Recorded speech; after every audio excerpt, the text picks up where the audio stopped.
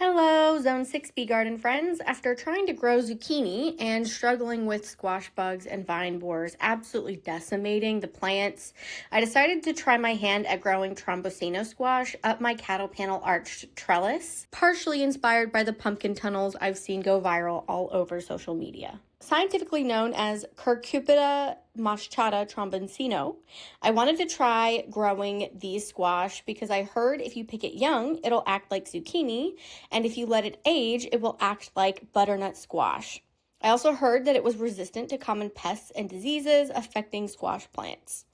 The first thing to know is that how you grow these squash will change their shape.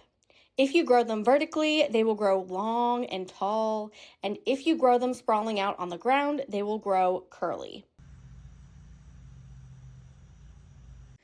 I grew my Trombocino squash in a variety of different conditions to see what would do best in my Zone 6B garden that has a lot of clay soil.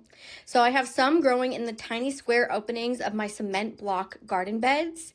I was worried that the space would be too narrow and there wouldn't be enough soil or nutrients for these plants to produce. However, these squash are growing beautifully out of these tiny little squares up the cattle panel arch next to the bed. And it's even sprawling out along the ground around the beds too, and growing squash down there as well.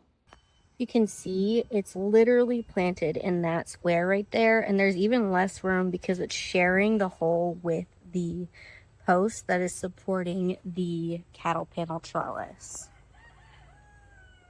I found that allowing squash to grow both up the trellis and along the ground allows for more resiliency, as the plant has an opportunity to put more roots in the ground on the vine that's running along the ground in case the vines are broken or battered. You can see that the plant is planted all the way over there, but it is sprawling out all the way over here.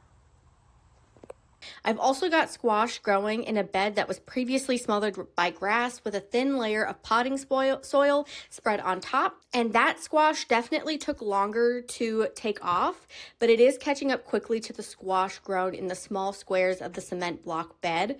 My suspicion is that the soil in the cement block bed was a lot fluffier than the soil that was likely compacted that I started this squash in the just straight ground. So that's my suspicion on why the plants are doing better in the blocks than in the ground. I started all of the Trombocino squash from seed, admittedly too early in the season, so my initial planting did die from frost damage. But I did put more seeds in the ground, and these were all up and growing quickly at the start of May. All I did to plant the seeds was stick my finger into the soil, creating a divot that seemed like it was about the same size as the seed, and then I covered it with soil and watered them almost daily. By June, I saw my first small squash growing up the arch that I quickly harvested and trialed as zucchini in my cooking. More on that in a minute.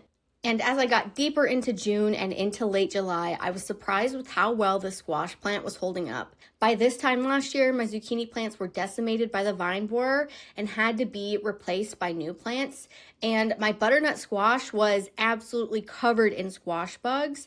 However, my Trombocino squash has clear signs of both pests and yet seems to be completely unbothered and strong enough to maintain a healthy appearance and continue to send out fruit.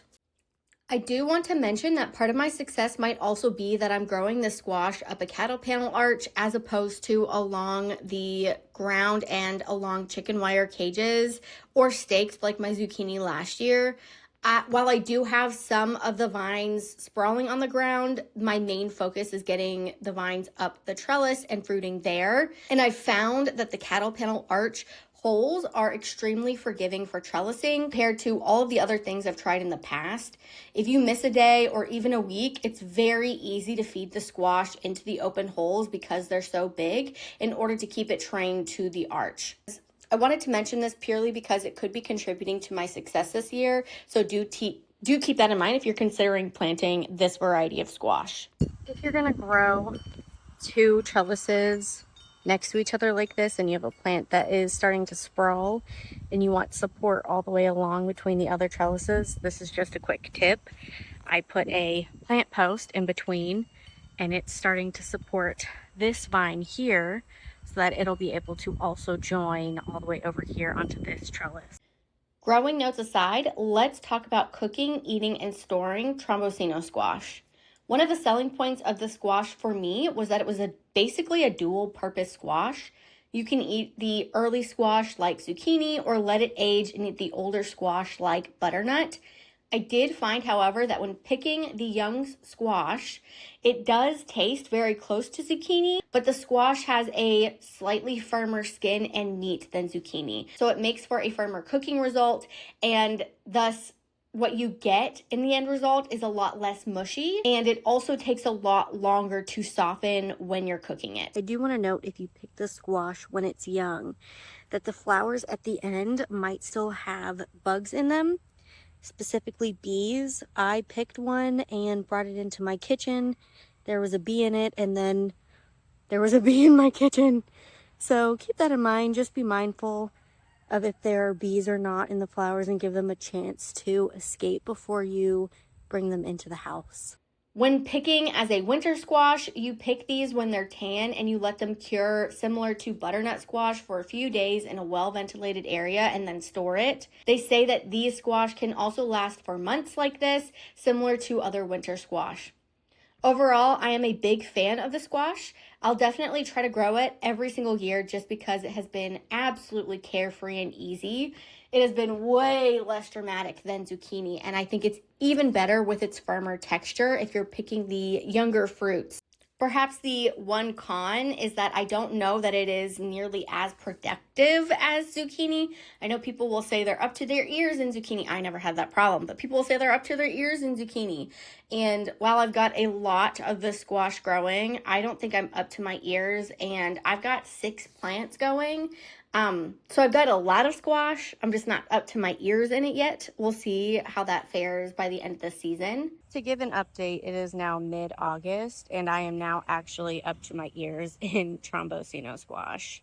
And it doesn't look like this plant has any intention, any of the plants really, any intentions of stopping.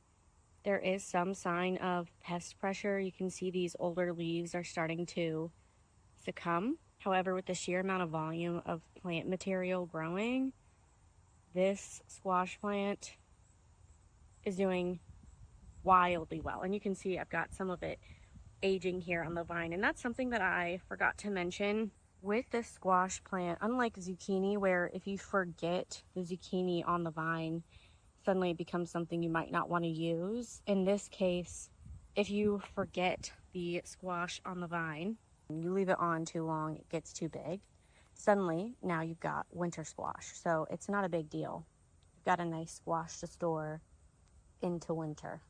All of that said, I'd love to know if you've grown the squash, and if you've got a favorite squash to grow that is held up against pests, let me know in the comment section down below. Hit the subscribe button for more notes and tours on what's growing in my Zone 6B garden.